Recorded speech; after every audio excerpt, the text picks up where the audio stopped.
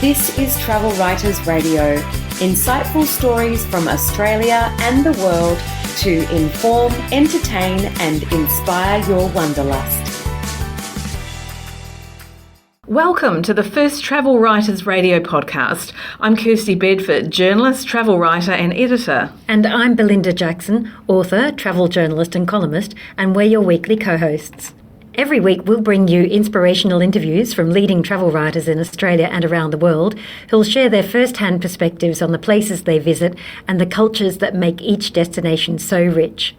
It's great to have you with us on our very first podcast, which is part of the long-running Travel Writers Radio program, broadcast on Melbourne's J-Air 88 FM every Wednesday during drive time.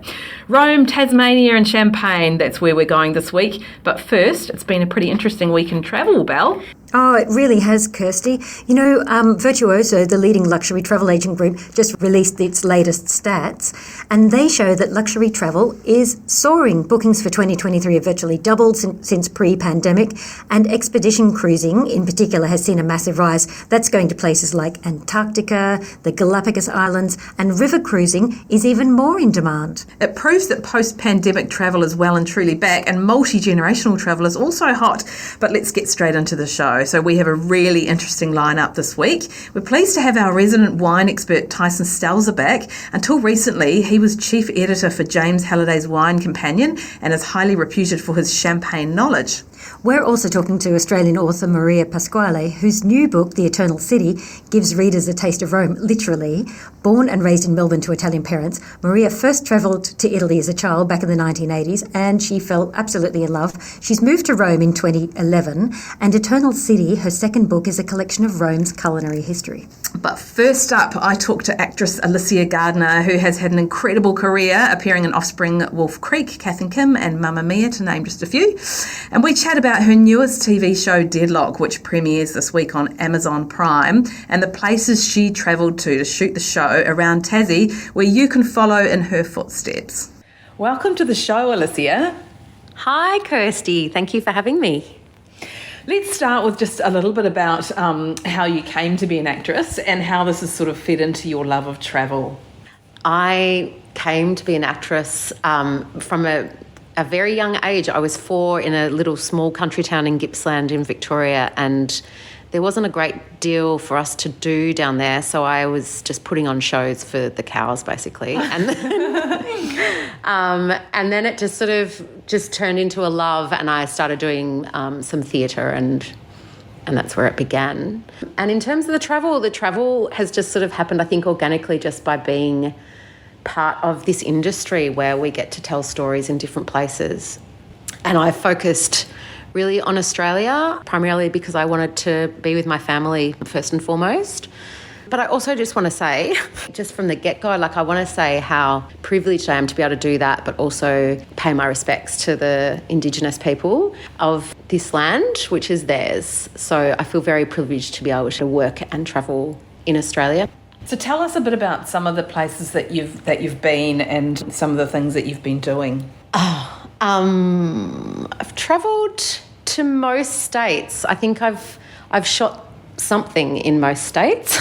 And I've done a bit of musical theatre as well. So musical theatre is often tours. So you generally spend sort of 3 to 5 months in each state or in each city. So that's a great opportunity to see the country, has been for me. And the other beauty of that has been being able to do shows in the evening and then travel during the day. So that kind of has worked as a parent as well, to be able to travel around and duck off to the theatre at night. So, well, tell us a bit about some of the things you've done in the places you've been. So, Mamma Mia and Wolf Creek, and also your latest project. Yeah, so Mamma Mia took me around state to state for, I think it was almost 2 years. And then Wolf Creek, you mentioned, that was shot in South Australia. A lot of that was sort of around the Flinders Ranges. Wakefield was a series that I did, a television series that was up in the Blue Mountains.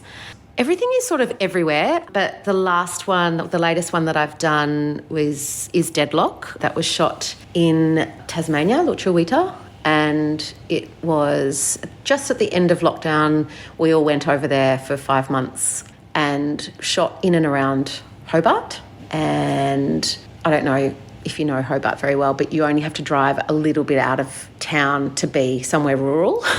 So that was quite amazing. The places in and around there, Mount Kunyani, and there's some quirky places in Tasmania, which was quite fun as well.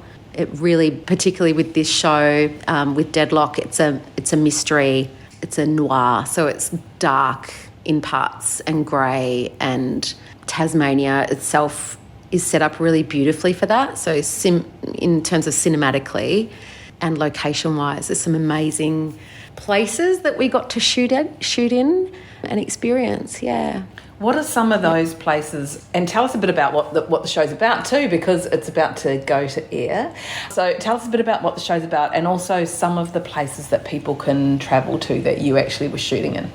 Yeah, so Deadlock comes out on June the 2nd on Amazon Prime, and we shot most of it, as I said, around Hobart. Places like Blackman Bay, down near Denali. That was just incredible because, you know, there's these wide open spaces and these expansive just water, and then, you know, you look to your left and there's the mountains. Like, some incredible locations in Tasmania, and you only have to sort of move just a little bit around Hobart to be somewhere quite spectacular. It is a feminist noir, and it's a bit funny. So it's dark, mysterious. There's a murder to be solved, and it is written by Kate McCartney and Kate McLennan, who are incredible Australian writers who have taken a really smart look at gender and politics and murder mysteries and comedy. We were there for 5 months, and we got to shoot in all different locations around Hobart.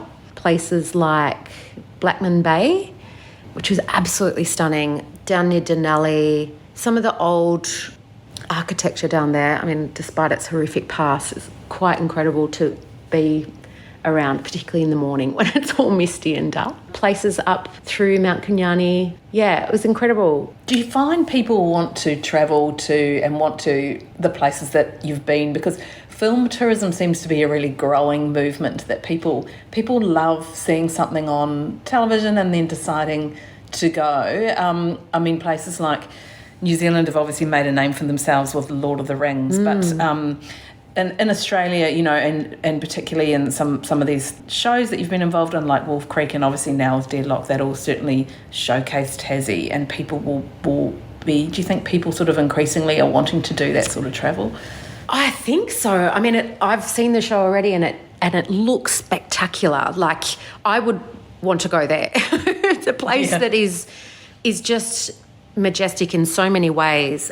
And also, and this is highlighted in different things, different shows that you do, which are shot in different places, highlights the fact that Tasmania itself is so rich in its food and art, and it's such a really cultural place to visit.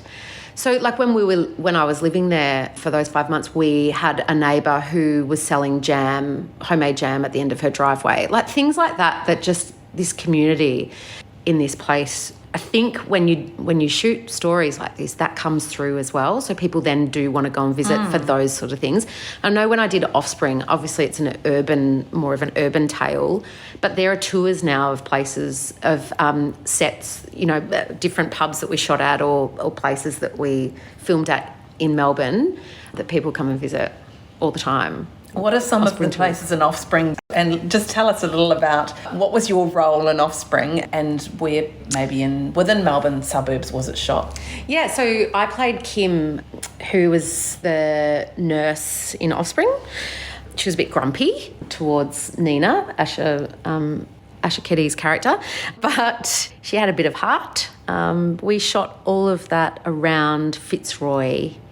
So the hospital, which is predominantly where I spent my time for those 9 seasons, that was in Fitzroy. It was a big old warehouse, so it wasn't actually... originally it was an old hospital out in Preston for the first few series, but then we had a warehouse that's now, I think, apartments in Fitzroy. So all the pubs and cafes and places like that around that area, yeah. At least you could always get a good coffee in Fitzroy. So good. So good just being in that part of town too, you know. Yeah. What are some of your favourite places to travel to? Maybe not around even the film places that you've been to, or it could be some of your favourite places that you've shot films, or just some places either within or outside of Australia that you love to go to. Well, in terms of abroad, thankfully I've been privileged enough to be able to travel abroad, and I spent 4 months in Spain with my kids and France, and the experiences there were just, you know, I think it's like anything when you go somewhere that's so completely foreign to how you live your days normally.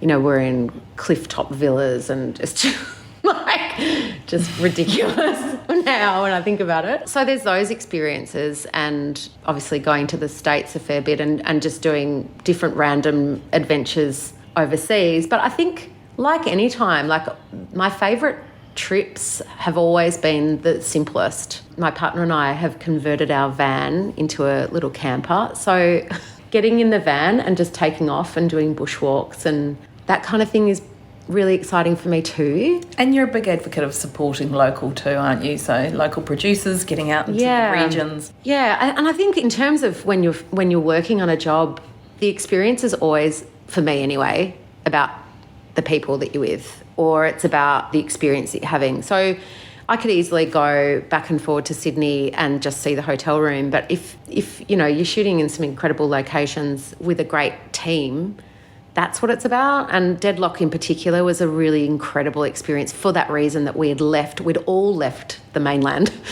and we'd all left our families and gone over for a significant period of time and just out of lockdown. So the experience was about the people for me and the little tiny things. One place that is always going to have a little special memory for me is shooting my very first TV show. So it was the first lead I got, which was in a series called Queen Carmel and St. Jude. It was for the ABC. And we shot it in a town called Clunes, just out of Ballarat. And I just remember standing there and they had taken over the town. So it would have been for a few weeks, and the end of the streets were blocked off and the locals were coming out and they were being extras. And you start getting to know the local people and getting to know, like you said, the cafes and certain people that make certain things locally. And that's the kind of experience that I love. But I also love that was my first job. But like, just a special time. Yeah, people are certainly the people, the communities. Yeah. So tell us a bit about, just to finish up, where people can watch Deadlock and see these incredible Tasmanian locations. So Deadlock screens from June the 2nd on Amazon Prime, and yeah, it's very exciting. I'm very excited about this project for a lot of reasons. It's an important project. Yeah. Thank you so much for your time, Alicia. It's been fantastic talking to you. You're welcome. Thanks for having me. That was actor Alicia Gardiner, whose show Deadlock airs on Amazon Prime.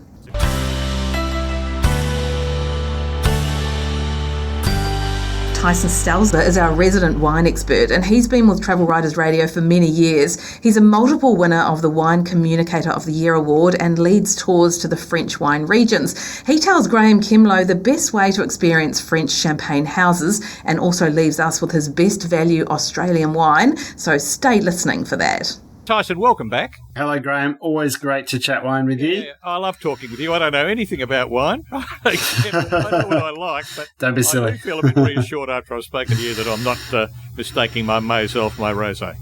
We're in a great place in the wine world at the moment, and there's so many exciting wines out there. I can't get over how beautiful the last 3 vintages have been across southeastern Australia, which means that even for those of us, if you're less confident in our wine buying decisions, there are lots of great things to be found at all price points out there.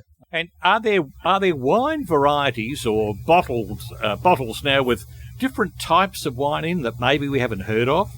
Oh, there's all sorts. I mean, there are literally thousands of different wine grape varieties, but I find it interesting to see the way in which some of the more familiar varieties are changing with the changing seasons too. And there's a reason that the top set of varieties are so well respected, the Cabernet, Shiraz, Pinot Noir, Riesling, Chardonnay, Sauvignon Blanc, Semillon, that sort of familiar set. And I love the way in which they're being expressed in this whole La Nina phase of cooler seasons and wetter, more humid vintages, which means that there's some beautifully elegant wines from 2021. The red wines are on the shelves at the moment. The whites are coming through from 2022. And the 2023 wines, slightly more challenging vintage, but nonetheless also cool. And those producers who are vigilant with their viticulture with a very late harvest, which is literally only just wound up in most parts of Australia in recent days, have made some wonderfully refined classic styles of wines that we don't see in some of these increasingly warm vintages. Are we seeing more of the Southern European, maybe even South American warm climate grapes coming into our field of vision? Absolutely. I mean, Australia has always been a hot, dry continent, so it makes sense for the Mediterranean-style grapes to thrive here. And so we're seeing quite a few of the southern French varieties. Obviously, Shiraz and Grenache and that set have been popular for a long time, but also some of the more Italian varieties. Obviously, Sangiovese is a good one. Nebbiolo, perhaps not quite so warm climate oriented, but nonetheless doing well in some of our cooler parts. And then a whole suite of experimentation with winemakers growing in their knowledge as the vines grow up in their age, and increasingly interesting drought-resistant styles that are well suited to the vagaries of our increasingly erratic climate. Do you think, Tyson, there are very few parts of Australia that now could not grow some type of grape? I guess the question comes down to the resilience of the viticulturists and the adaptability of the varieties too. And so I don't think we are in an Armageddon phase where we need to write off our warm regions. I think there's still great things happening there, as we've seen in the last few vintages particularly. And it comes down to a careful balance. And often, perhaps surprisingly, one of the key issues is the yield that the growers are looking for. If they push the yields too far, the vines aren't able to sustain balance and achieve balanced ripeness with sugar and flavour in a way that produces great wines. And so some of it comes down to the simple humility of a grower not to be too ambitious with their yields and to plant the density and prune and manage the vines in such a way as to produce great wines rather than just lots of wines. And so there's decisions like that that mean that we can continue to make great wines even in these crazy climactic years. We talk about wine makers. We don't often think about the person who's out there with the secateurs, but that's obviously a critical part of the whole process. I think this is one of the things that it would be great to see evolve in the mentality of Australian wine, and that is that if you look at some of the great wine regions of Europe, it's all about the vineyard and the viticulturist and the history of those vines. Whereas in Australia, the famous people in wine are the brands and the winemakers. And yet all the great winemakers will say, hey, let's give some credit back where it's due to those who are actually producing the grapes, because you can't make a great wine without great grapes. And if the grapes are awesome, then the winemaking process is in many ways just a technicality. So I absolutely agree that there is much more opportunity in Australia for us to celebrate regions and sub-regions and vineyards and the people who make those beautiful grapes that make the wines as incredible as what they are. Now, Tyson, I know that you had an interesting period during the pandemic because you like to take tours off to for joy, wandering around the chateau and the houses of Champagne. Are you sort of back on an even keel with that now? What are you doing with the Champagne Guide, for example? I know that's online. Is it staying online?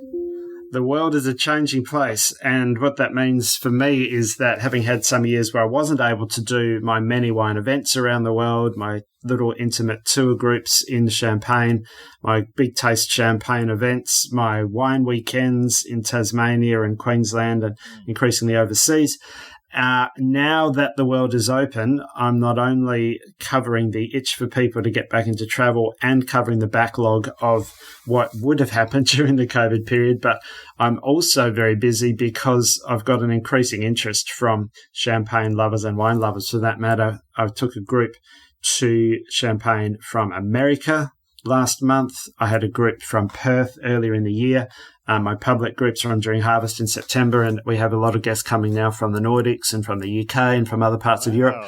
So it's amazing to see the growth there and the opportunities, which means that I'm super busy. And at the same time, the Champagne Guide has gone from 13 years of print editions to now just this month, champagne.guide as the online version, which has more than 4,500 reviews and hundreds of house profiles. So that's been a big project over the last years too, and there'll be a new printed edition of the Champagne Guide later this year or early next year. Now, just to reassure our listener, the Champagne Guide is about the French product.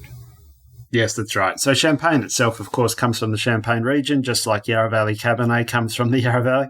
Yeah. But I have a great interest in Australian sparkling too, as we've often discussed, and particularly love the great wines of Tasmania and the wonderful things that are going on there in the sparkling world.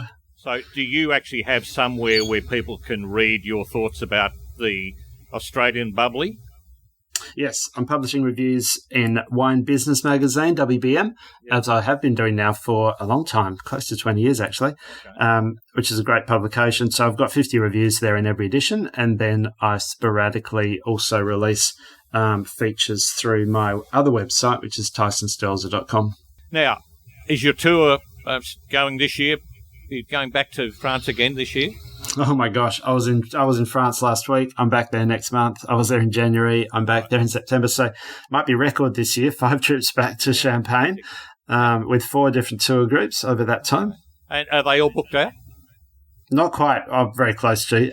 The tours in September, we've got 2 places available for this year. And next year, I think we've still got 2 places available too. And we've got bookings right up till 2025 now. So it's very popular. And in fact, even though we've always described it as a once-in-a-lifetime experience, quite a few of our guests who come along love it so much that they're rebooking and coming back. So that's exciting. It means they get to experience it again. Now, I know I've given you an unpaid political announcement there, but it's difficult to just walk into a chateau in France and expect to be shown the vintage like you might find at Rutherglen or in the Barossa. It's a sort of an invitation process involved, isn't it? Well, that's the whole reason I started these tours, because originally I was just a writer and people kept saying to me, can we come to Champagne with you? Because in Australia, if you go to the Barossa, you can visit any cellar door you want to almost any day of the week.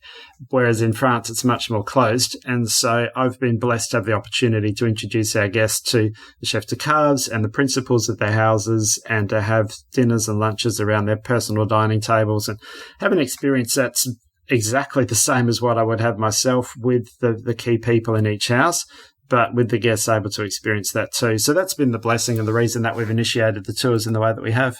Well, that's great. I'd love to just carry your bags one day, Tyson.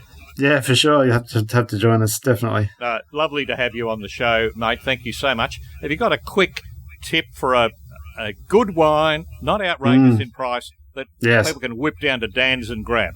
I am loving at the moment the great wines of Franco Dana, which is the wonderful little estate of Hoddles Creek in the upper Yarra Valley. And his Chardonnay, his estate Chardonnay and his estate Pinot Noir are some of the most beautiful expressions of those varieties, under $30 anywhere in the world. And he makes wonderful, more premium, higher level versions under his Premier label. But those entry wines have long been benchmarks in my cellar. They age beautifully, but they're wonderful on release. They're readily available and affordable. And I just can't drink enough great Pinot and Chardonnay. And it's hard to find wines that really express the beauty of those 2 varieties from a cool place made by a sensitive hand who's very engaged with his vineyards and his wineries, as what Franco Dana is. That's Hoddles Creek, sub $30, estate Chardonnay and estate Pinot. Love them. Thank you so much, Tyson. That was Graham Kemlow with resident wine expert Tyson Stelzer, who can be found at winepress.com.au. And the name of that Yarra Valley winemaker at Hoddles Creek is Franco Dana. And tell him you heard it from Tyson on Travel Writers Radio. You can also check it out in our episode notes from those recommendations at travelwritersradio.com. Rome is the eternal city, they say. In fact, it's now also the title of a magnificent coffee table book released by Australian author Maria Pasquale. Born in Melbourne and raised by Italian parents, she joins Belinda Jackson from Rome. Maria, welcome to Travel Writers Radio. It's great to have you here from Rome this morning. Thanks, Belle. Thanks so much for having me. Now, congratulations on your absolutely beautiful book, The Eternal City, which is Recipes and Stories from Rome. You've lived in Rome for decades now. How long have you been in Rome? You're right. It actually is decades. Become plural. It's 12 years this year, so very hard to believe. Congratulations. And Thank you. And do you still find, I mean, the book that I'm looking at the moment, The Eternal City, it's so comprehensive. You're talking about things like Jewish Roman cuisine, about the history of food in Rome. Does Rome still surprise you? Oh, it does. The Romans say that it'd take a lifetime to uncover Rome, and only until you get to spend a lot of time here or live here do you really start to understand that. I mean, I travelled through Rome for over 20 years before I moved here. I've now lived here for 12, and there are some real obvious things as well. Like, I see a gallery or a really popular museum and I, have to embarrassingly kind of say, oh gosh, I haven't even been there. And, there's just always something to do in this city, which is why it makes it so wonderful. And the food, then, which is the focus of the book, you're uncovering layers of food from different ethnicities, different time zones as well, different moods, different approaches to food. It's absolutely mind-boggling the breadth of Rome's culinary traditions.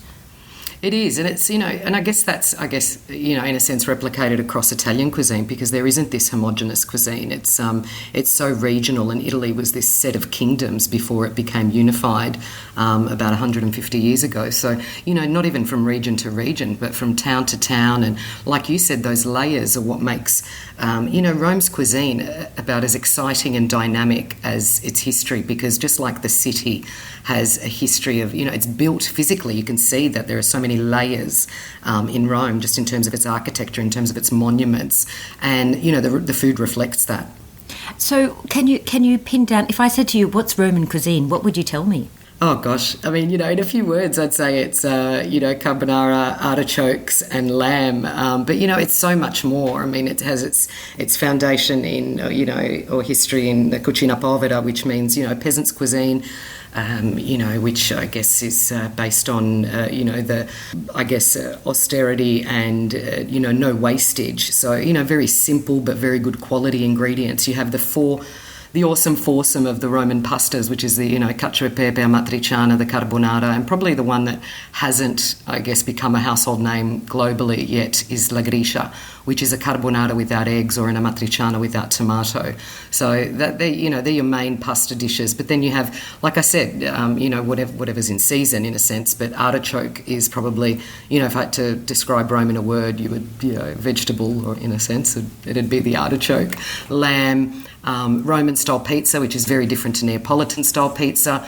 And then, that, like you said, that Roman Jewish cuisine, those dishes are outlined in the book. And the quinto quarto, which is the real Roman cuisine, and that's nose to tail or offal. Oh, amazing. And as this, the recipes that you've got in the book, these absolutely beautiful recipes, how did you collect them? Are they, and can you eat from this? I can cook this at home, but if I went to Rome, could I find these dishes on the street? You could. You can find many of the dishes that are in the book on the streets of Rome. They've been contributed by, street food outlets, or from my local, restaurants and trattoria. One of Rome's most prominent bakeries have given me their recipe for the maritozzo, which is a sweet, cream-filled bun, and also the pizza bianca, because as every region of Italy has its version of a flatbread. In Rome, it's pizza bianca, which is a salty, crispy and soft on the inside focaccia. So those sorts of dishes are the ones that you can cook for yourself at home and also try here when you're in the city. And then you have the stories, which is one of my other favourite components of the book, obviously, and it kind of tells a tale of these unsung food heroes, so the people that work at those bakeries, or my local cheesemonger. Oh, it sounds absolutely delicious. So there is so if you had to pick your favourite recipe out of this, which would you nominate? And that is a really big ask, because how many recipes are there in total here? There's 70 recipes. Carbonara, I'd have to say, even though, look, I'm a sweet tooth, so I won't try and cheat and give you 2 recipes. But I think, if I had to go for the most iconic recipe, for me, carbonara, I tell people if they haven't eaten a carbonara in Rome, you really haven't. And it's one of the most debated dishes in the city. And many Romans will tell you that the best one can be found in their home or at their mother's house or their grandmother's house, or, their neighbourhood trattoria, and everybody kind of argues about, how long you cook the guanciale for, whether it's 2 egg yolks or, whether you put a whole egg in. And generally it's made with guanciale, pecorino romano cheese and eggs, and that's it. And it doesn't have any cream in it or any onion or peas or mushroom, and there are no variations, and Romans are really particular about that. It is probably one of the most, the dishes that is most debated and causes an absolute uproar when anyone tries to play with it. And by the sounds of it, one of the dishes that we have absolutely mangled to death here back in Australia. Well, I mean, did you find you grew up in Australia? Were you eating carbonara in your house and then you'd go out and you'd see what was being served outside? Did it just blow your mind? Was there such a disparity? It did. There's a huge disparity, and I think that, so many people are surprised when they come to Italy. And, Rome is generally, even if it's, nowadays people have, got the good fortune of travelling back to Italy for their second and third times. But, if your first stop is generally Rome, it's the capital, and so that's your exposure into, Italian food. And people are often shocked to what they find, or, they're expecting something else. Things like, I often get asked about, garlic bread or, or other regional delicacies, like, where can I get a good risotto in Rome? And I always, tell people, you can find a risotto, but you probably shouldn't eat it in Rome, because not that it's not going to be good, but it's not going to be the best risotto. I mean, those geographic and historical ties to food are for me, one of the most beautiful things about Italy. And I think that, if you're in Milan, eat Milanese food. If you're in Rome, eat Roman food where you can. Oh, I love it. And you've actually given us your own little food lover's guide to Rome in the back. I mean, this is your black book, isn't it? This is the sort of stuff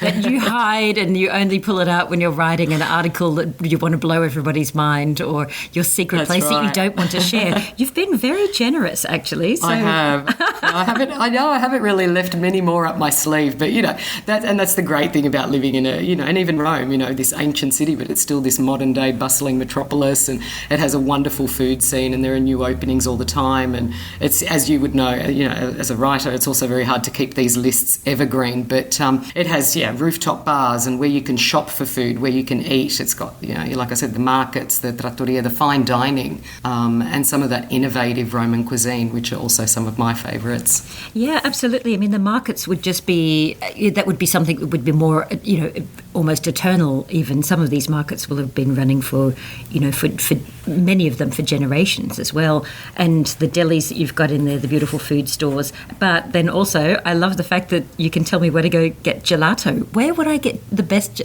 tell me, where is the best gelato in Rome? Oh, the best gelato in Rome is in Trastevere, in my neighbourhood, and I'm not being biased. Most Roman gelato aficionados will tell you that Ottoleg is one of the best in the city, and it's easy to remember because it's gelato spelt backwards.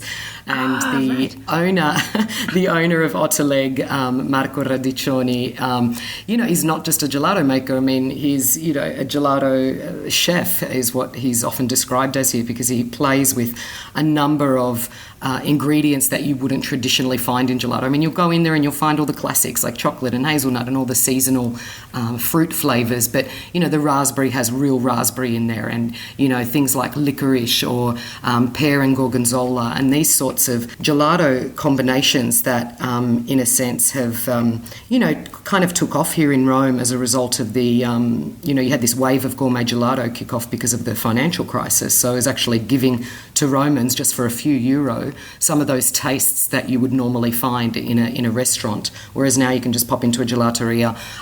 Fata Morgana, which is now, it's not a chain, but they've expanded, and there are a number of those around the city, and that's also another great tip for gelato, with some classic flavours, but some of these, like I said, some of these gourmet flavours that are giving you a real experience. Do you go back to them, or are you a classicist when you come to your gelato? No, I like to try. I try and justify fruit, because I think that, if I'm having a raspberry gelato, it doesn't really count, if you know what I mean.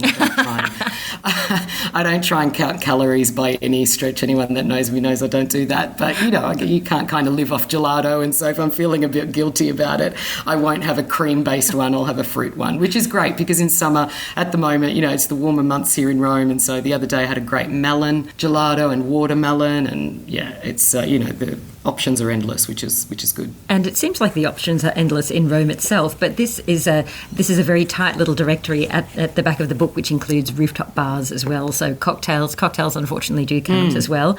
Absolutely. and beautiful custard filled donuts, and the recipes are there, and also the history of them as well, and some absolutely astonishing photography of Rome. I mean, you can't take a bad photo in Rome. I think that this is true. That is absolutely true. She's very photogenic of the city. Is she forgiving? Can you walk it off? That's my question. Oh, you can. Look, it's a great walking city. I think people will be surprised at how compact the historical centre is. It's a little sneaky in that it kind of gets you unawares, like you kind of feel like everything, that's the Pantheon, it's, only 5-minute walk to the Piazza Navona, and then it's only a 5-minute walk, but, by the end of the day, you've clocked up the steps, which is good, but it's a great walking city, and I think it's a wonderful city just to get lost in, because, there really are ancient relics and ruins at every turn, and you can, you really can't get lost in Rome. I mean, to use, very cliche, all roads lead to Rome, and they really do. When you're walking around the historical centre, you always feel that you're part of this important place, and there is history just kind of enveloping you everywhere. And beside those historical sites is a fabulous little pizzeria that you just happen to have recommended, or somewhere to stop for a drink or a coffee.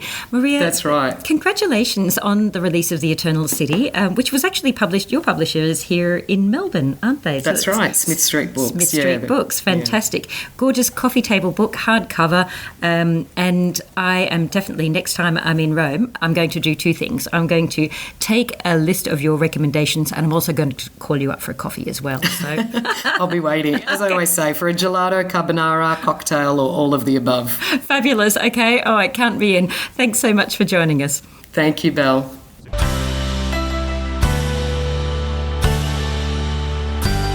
That was Belinda Jackson speaking with author Maria Pasquale about her new book, The Eternal City. That's a wrap for the first Travel Writers Radio podcast. To listen to more stories, go to our website, travelwritersradio.com. I'm Kirstie Bedford. And I'm Belinda Jackson. Thanks for listening. See you next time. Thanks for listening to Travel Writers Radio podcast. Please subscribe at travelwritersradio.com and follow Travel Writers Radio on Twitter and Instagram.